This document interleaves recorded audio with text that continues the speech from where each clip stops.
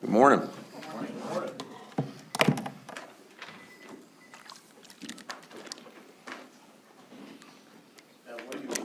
to get out of today? What do you hope to see today? I just want to see two teams go out there and compete and push each other to get better, and that's exactly what I told our team. I said, the way I view it today is we're all one, and obviously the ties are pretty strong, so if I'm not rooting for the Green Bay Packers, I'm rooting for the Arizona Cardinals. Does it feel more like you're all one in this situation? We can ask you all day about your brother, but you're obviously focused on your team. Sure. You need to be. But that's your brother. Like, does it feel different than if that's just another? Yeah, I definitely think it feels a little bit different. We've had some of my close friends, like when Robert Saleh brought the Jets in. It's always a little bit different when there are some strong ties there, but ultimately we're just looking to get really good work in. How often do the two of you talk during training camp or during the regular season? How often are y'all communicating with each other? I would say most days, at least, checking in, seeing how you're doing, and but I would definitely say most days.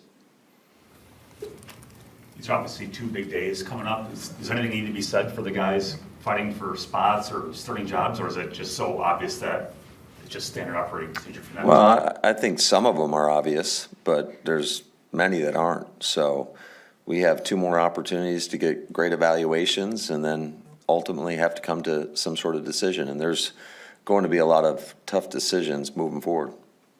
Matt, how do you feel about the depth of this team versus some of the other ones you've had? I mean, you've lost a lot in free agency. You only had the 6 draft picks. Just how's the depth right now? Well, we'll see. I think that's to be determined once guys get out there and are forced into action, which is inevitable in this league. So, but I love this group. I love this team. I love the guys.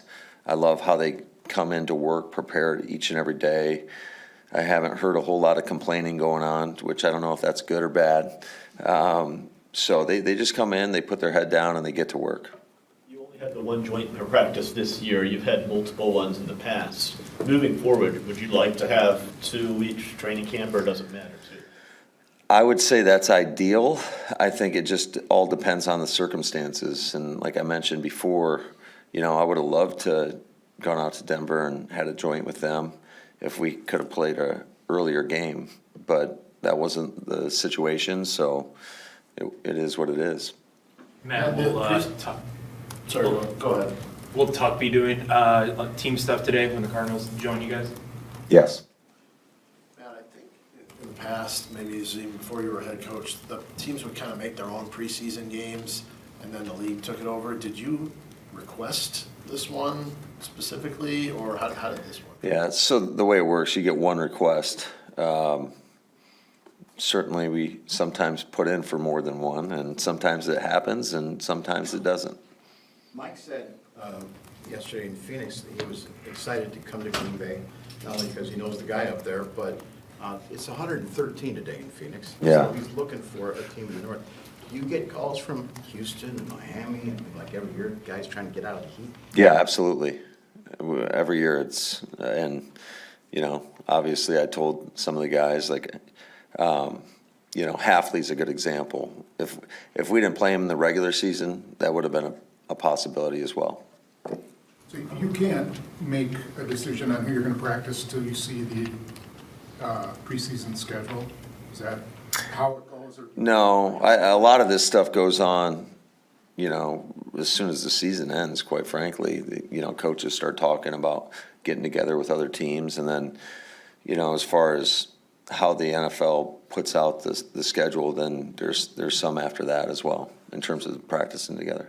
Sorry. So, like with Denver, was it the fact that it was played Thursday night that you couldn't do it? I mean, did you want? Well, we could have. I don't know if Sean. I didn't even talk to Sean about it. So, and I thought we got great work in there a couple years ago. It didn't go our way in practice, but it's still good quality work. Every time you go out there, there's a good lesson from it. Mike had mentioned the other day in Phoenix about all of his kids wanting to go over to Aunt Marie's house because of their snacks. Yeah. How much is this a family reunion this week, and how much is it a work week for you?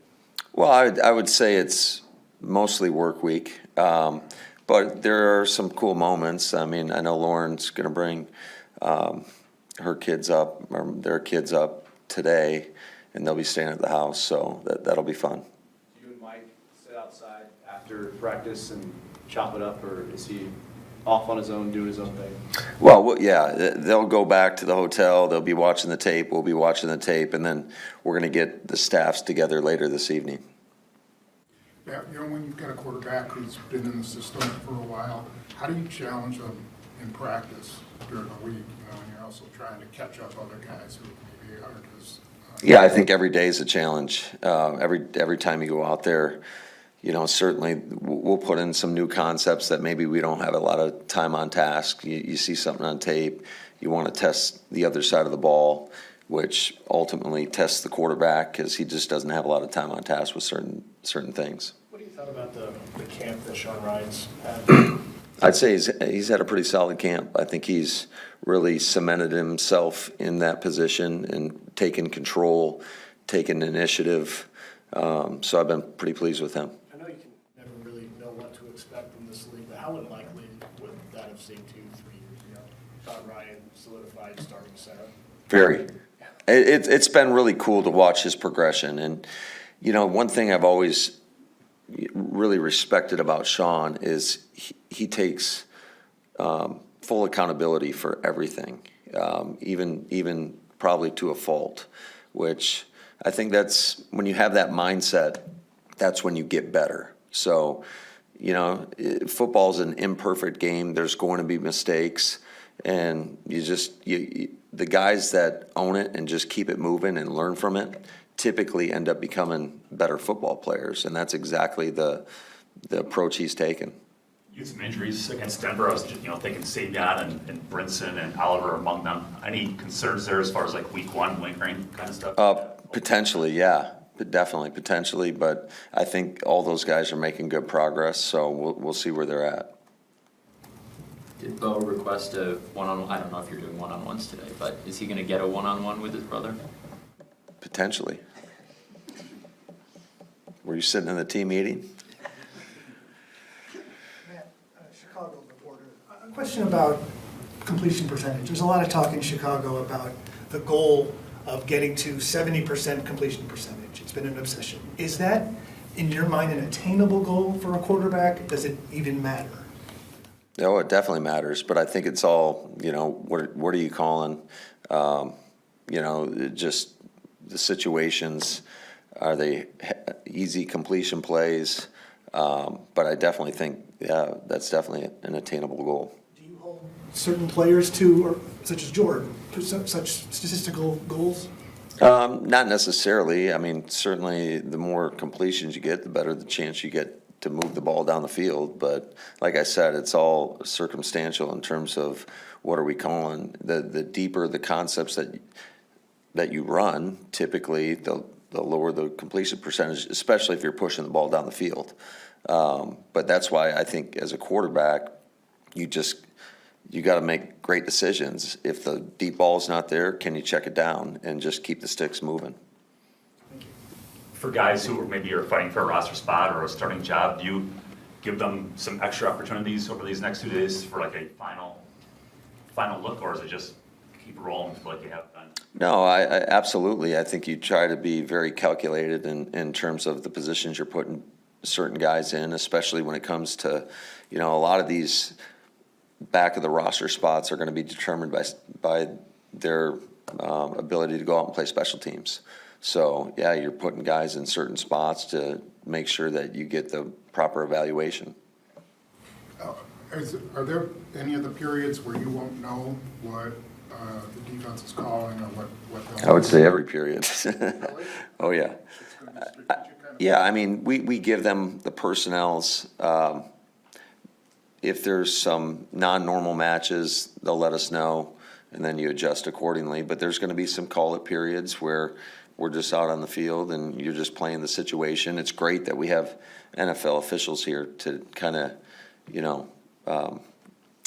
just so we can operate in that type of environment. But, yeah, there's definitely going to be some call-it. And Mike, Get you to adopt anything into your practice script that you don't particularly like?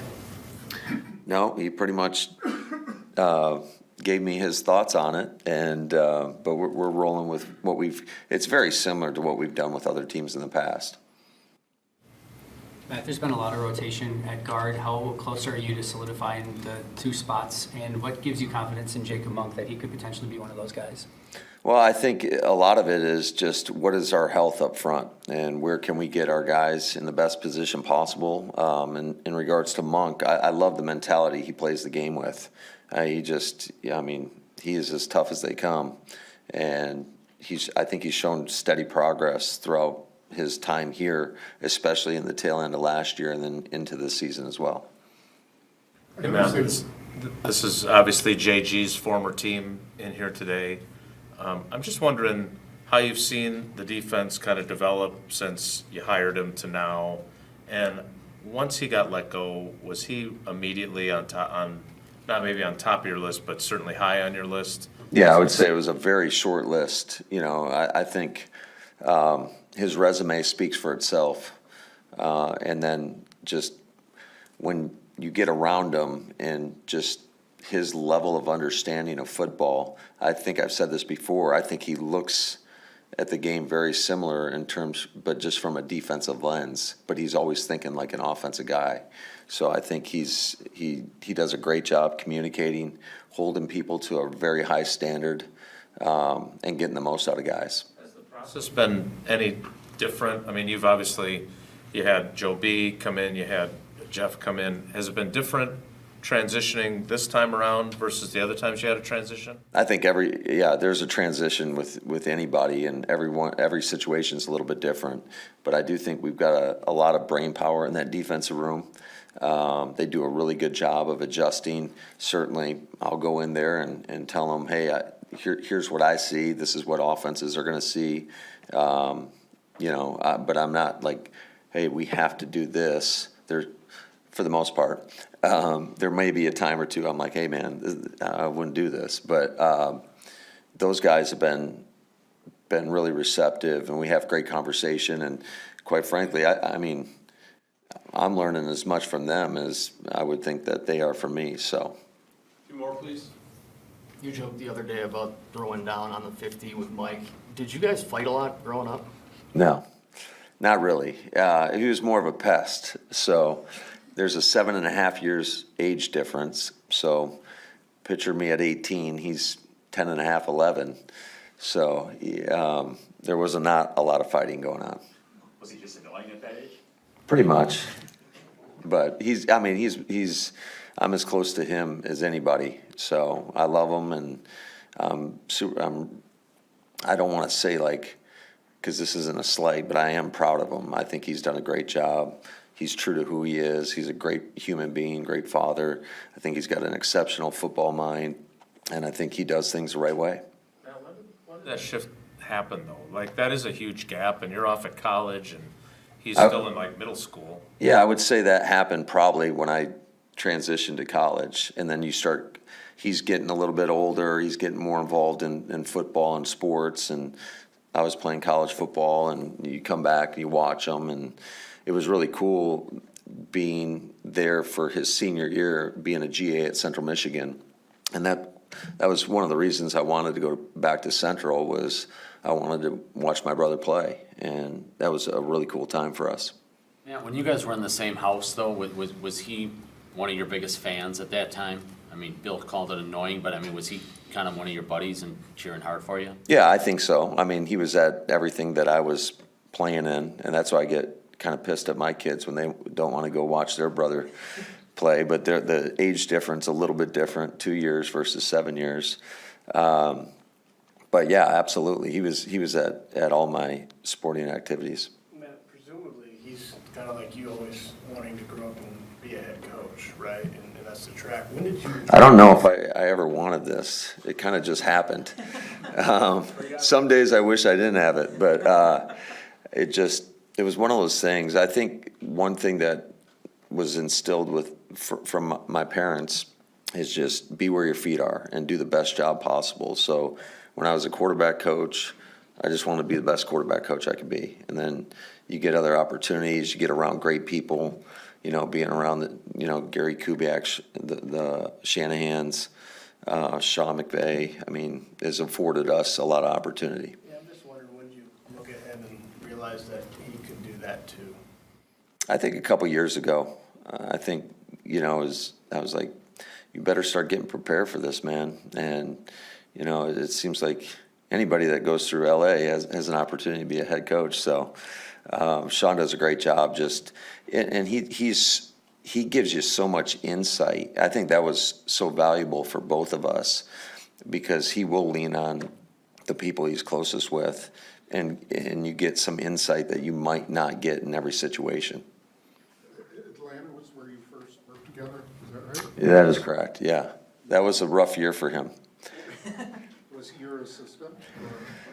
Not per se. No, he was an offensive quality control. I think he was working with the receivers at that time. But he definitely heard a lot from me. And then he had Kyle on top of that. So it was it starts at the top. Kyle's hard on everybody, but I think that's why he has been so successful, is he demands a lot out of you. And you're always trying to please him and get his approval. And but it was always a compounding effect, because if Mike screwed something up, he'd get mad at me, then I'd go get mad at Mike, and then he'd get mad at Mike. And but I think there was a lot of great lessons along the way. Thank you, guys. Thanks, guys.